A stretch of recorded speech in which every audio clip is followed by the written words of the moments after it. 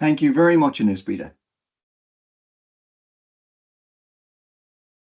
So in terms of a statistic that I find I'd love to share with people, it's about where the water is in the world. We all know much of it's in the oceans, and then we think the fresh water is in our rivers and lakes. But what blew my mind, and it was from a book I read called Water in Plain Sight, is that at any given point in time, there's 10 times more water above our heads in the atmosphere than there is in all of the world's rivers.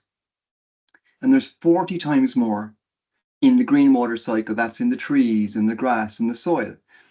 And there's even 5,000 times more underneath our feet in that world we can never see, that labyrinthine world that stretches into, for hundreds of meters underneath our feet. So the world is actually quite abundant in many ways in fresh water.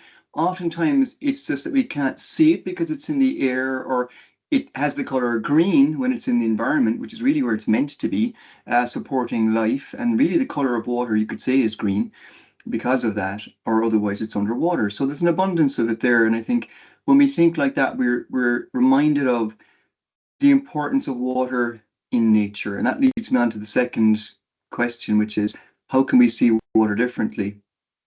A part of it is to see the fundamental role that water plays in climate, not just in how we experience climate, either too much or too little, but also and equally, and perhaps most importantly, in terms of regulating and driving the climate. That when we have that water in the air, when we have that water in the soil, and groundwater is replenished and renewed, it has an incredible cooling effect on the planet.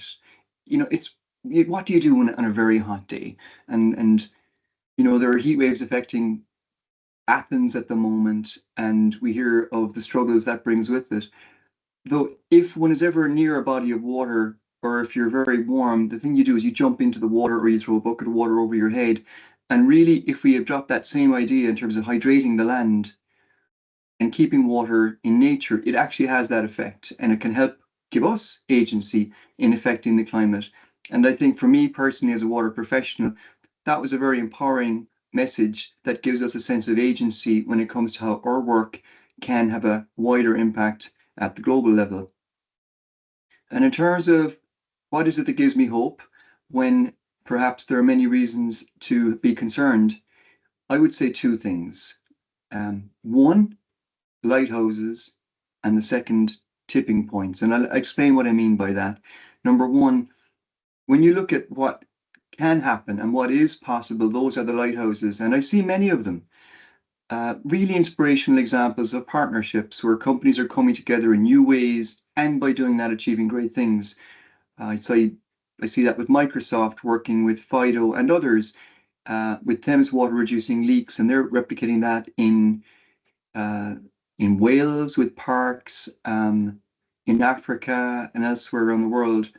The second is tipping points. So once we get a critical mass, you see something starts to carry on its own momentum, and it becomes expected that, of course, we shouldn't leak water. Of course, rivers can be swimmable, perhaps even drinkable. And I think what we saw happening this summer in Paris, with that massive drive to want the triathletes to be able to swim in the River Seine, was a vision of something that you want to will into existence. It reconnects you with water, what it means to you, your sense of place. To be Parisian, the River Seine holds a special place in a Parisian's heart. You can't visit Paris but not interact with that river. The thought that you could swim in it is a beautiful, beautiful idea. And almost because they struggled with that so much, it created that dramatic tension in a way of how difficult it is, but also how almost possible it is to will that into existence. And that leads me on maybe to my final person I'd love to pass the glass to, somebody that I have found personally to be very inspiring in my own life, and that's Li An Phoa, the founder of the Drinkable Rivers movement and a key character in the new water documentary film Our Blue World, A Water Odyssey.